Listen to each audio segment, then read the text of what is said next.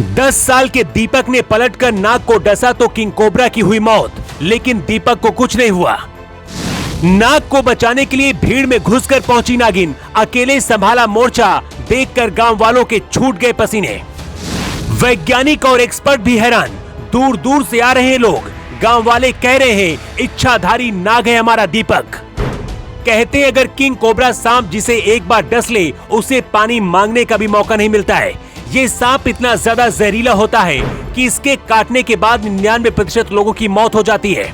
10 साल के दीपक को भी किंग कोबरा ने डसा था, लेकिन दीपक को इतना ज्यादा गुस्सा आ गया कि पलटकर किंग कोबरा को ही अपने दांतों से काट लिया। इस बच्चे को तो कुछ नहीं हुआ, लेकिन किंग कोबरा की मौत हो गई। गांव और आसपास के लोग अब इसे भगवान का चमत्कार मान रहे हैं। कुछ लोग कह रहे हैं दीपक खुद इच्छाधारी नाग है। ये पूरा मामला छत्तीसगढ़ के जमशेदपुर जिले का है। जिस बच्चे को सांप ने काटा था, ये विलुप्त होती जनजाति पहाड़ी कोरबा समुदाय से है। 10 साल के दीपक ने बताया कि मैं अपनी बहन के साथ आंगन में खेल रहा था, तभी अचानक से पीछे से सांप आ गया और मेरे पीठ पर चढ़ने लगा। सांप ने काटा तो दीपक को भी गुस्सा आ गया और उसने भी पलटकर कोबरा नाग को अपने दांतों से 3 से 4 जगह पर काट दिया। कहते ऐसा पहली बार हुआ है जब किसी जहरीले कोबरा के काटने से कोई बच्चा बच गया, लेकिन दीपक के काटने से किंग कोबरा की मौत हो गई है। इसे लोग भगवान का चमत्कार मान रहे हैं और दूर दूर से दीपक को देखने के लिए लोग जमशेदपुर पहुंच रहे हैं। नाग और नागिन की कहानी अक्सर आपने या तो फिल्मों में देखी होगी या फिर किस्से कहानियों में सुनी होगी।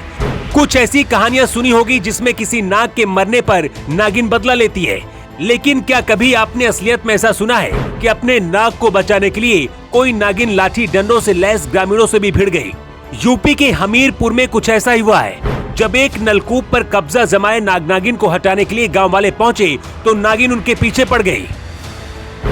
बताया जा रहा है कि नलकूप के पास नाग नागिन का जोड़ा पिछले काफी दिनों से रह रहा था। जब भी कोई ग्रामीण नलकूप के पास जाता तो दोनों नाग नागिन उसे फुफकार कर भगा देते।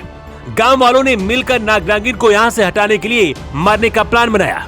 सबसे पहले नाग को बाहर निकालकर गांव वाले लाठी डंडों से मार रहे थे, तभी दौड़ते हुए वहां पर नागिन पहुंच गई और सभी को फुफकार मार कर दौड़ा लिया। हालांकि बाद में गांव वालों ने नागिन को भी मार दिया।